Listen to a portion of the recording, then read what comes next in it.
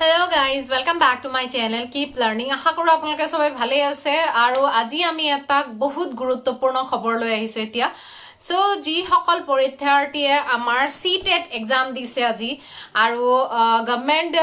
NIOS DLED ৰ এটা বৃহৎ অলৰেডি আমাৰ যিবিলাক প্ৰাৰ্থী হয় তেখেতসকলৰ হেতু এটা অলৰেডি এটা বৃহৎ ফেইলাৰ মানে ইন্ডিয়ান গভৰ্নমেন্টৰ আৰু অলৰেডি আমাৰ যোনবিলাক পৰীক্ষাৰ্থী আছে তেখেতসকলে ভুগি আছে ইতিমধ্যে দেখা যায় যে আৰু এটা হেনেকুৱা ধৰণৰ এটা ব্লান্ডাৰ বৃহৎ এটা ডাঙৰ প্ৰবলেমৰ সৃষ্টি হৈছে হেতু CTET 2021 আজিৰ দিনত যোনটো এক্সাম অনুষ্ঠিত হৈ গৈছে হেইটোৰ বিষয়ে সো কি আৰু জানোৱা হক সো এতিয়া ইতিমধ্যে দেখা গৈছে আমি বহুত পৰীক্ষাৰ্থীয়ে অসম গভৰ্নমেন্টৰ এইটো আশা কৰি আছে যে তেখেতসকলৰ যোনটো CTET এক্সাম হয় হেতু আপোনালোকৰ বহুত ভাল হ'ব আৰু এটা চাকৰি পাব পাৰিব আপোনালোকৰ যেহেতু আপোনালোকৰ এটা টেটত ভাল কোৱালিফিকেশন হৈ যাওক আৰু আপোনাৰ DLED বা BEd আছে আৰু আশা কৰি আছে আৰু বহুত কষ্ট কৰিছে কিন্তু এইখিনিতে যোনটো আমাৰ CBSE বোৰ্ড আছে তেখেতসকলে ইয়াত ফেইলাৰ হৈছে হয় ঠিকে শুনিছে ইয়াত CBSE বোৰ্ডে ফেইলাৰ হৈছে আমি আগলৈ জানিম যে তেখেতসকল কেনেকৈ ফেইলাৰ হৈছে আপোনালোকে যদি মোৰ চেনেলটো ফাৰ্স্ট টাইমৰ কাৰণে চাই আছে প্লিজ মোৰ চেনেলটো লাইক এন্ড সাবস্ক্ৰাইব কৰি দিব আৰু তাৰ ওচৰতে থকা বেল আইকনটো দবাই দিব যাতে আগলৈ আপোনালোকে মোৰ নটিফিকেশন বিলাক মানে প্ৰথমতে আপলোড হোৱাৰ লগতে পাই থাকে ঠিক আছে সো ইয়াতে আমি কব খুজু যে এতিয়া আজি যোনটো CTET পৰীক্ষা অনুষ্ঠিত হৈছে হয় আপুনি ঠিকই শুনিছে তাৰ পেপাৰ লিক হৈছে ইতিমধ্যে আমাৰ হাতত মানে মোৰ এজন ফ্ৰেন্ড আছে দিল্লী তেখেতে অলৰেডি মোক ইনফৰ্ম কৰিছে যে CTET ৰ যিখন পেপাৰ আছে যেতিয়া এক্সাম হৈ আছে তেতিয়া এক্সাম হৈ থাকোতে কিছুমান পেপাৰ এনেকুৱা পোৱা গৈছে সব দোকানত বা বেলেগ দোকানত বেচা হৈছে 10-20 টকা হেই কিখন পেপাৰৰ যিবিলাক কোৱেশ্চন পেপাৰ আজি আহিছে তাৰ লগত বহুতখিনি মেথছ আছে এতিয়ালৈকে এটো কনফাৰ্মেশন হোৱা নাই বা আমি বহুত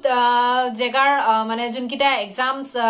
সেন্টাৰ হয় তাৰ মানে ট্ৰাই কৰিছিলো যে তেখেতসকলৰ লগত কথা পাতিবলৈ যে এটো এক্সাম যে হৈছে এক্সামৰ পেপাৰটো লিক হৈছে নেকি কিন্তু কোনো ধৰণৰ কমিউনিকেশন কৰিব পৰা নাই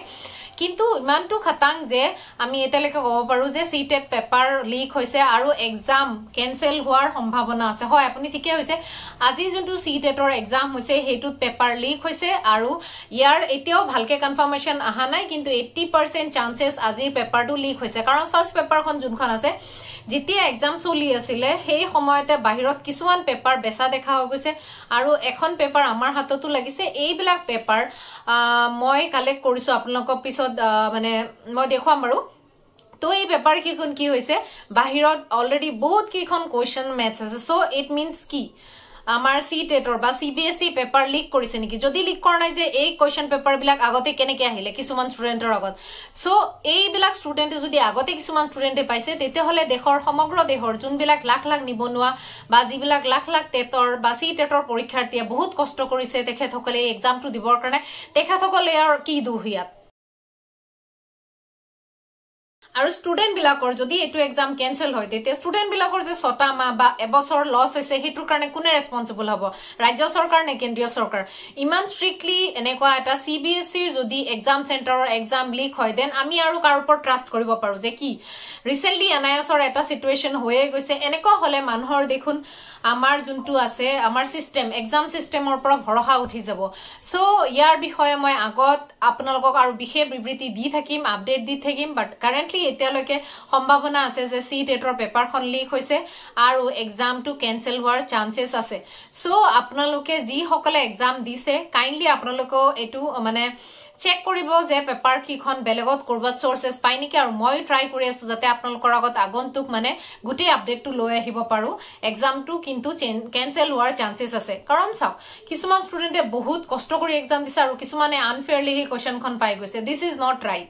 কাৰণ কিছুমানে বহুত কষ্ট কৰিছে ৰাতি ৰাতি জাগি থাকিছে এই এটা পেপাৰৰ কাৰণে বহুত কষ্টৰ পইচা দি তেখেতে এক্সাম দিছে হেইবিলাক পৰীক্ষাৰ্থীৰ যোনটো এটা বছৰৰ হেৰি ইয়াৰ বন্ধ মানে লস হ'ব নেকি হতৰ যদি এক্সামটো ক্যান্সেল হয় তেতিয়া আপোনাৰ এটা ইয়াৰ লস হ'ব আৰু হেতুৰ কাৰণে কোন ৰেসপন্সিবল চৰকাৰ নে কেন্দ্ৰীয় চৰকাৰ নে CBSE আৰু যদি এখন পেপাৰ লিক হৈছে তেতিয়া যদি দিয়ে তেতিয়াও আনফেয়াৰ তেতিয়া হলে যিবিলাক শিক্ষাৰ্থীয়ে বহুত কষ্ট কৰি পঢ়ি আছে সেই সকলে কি হ'ব কিছুমানে অপৰাধী যোনবিলাকে নপঢ়াকে ভুৱা চক্ৰ দি নিজে পেপাৰ কালেক্ট কৰিছে আৰু এক্সাম দিছে তেখেতসকলৰে জয় হ'ব সো আজিলৈ ইমানে মই আপোনালোকক বাকি আপডেট বিলাক দি থাকিম এনেকুৱা আপডেট বিলাক পাই থাকিবৰ কাৰণে প্লিজ মোৰ চেনেলটো লাইক এন্ড সাবস্ক্ৰাইব কৰি থাকিব বাই বাই ফলো ফৰ মোৰ থ্যাংক ইউ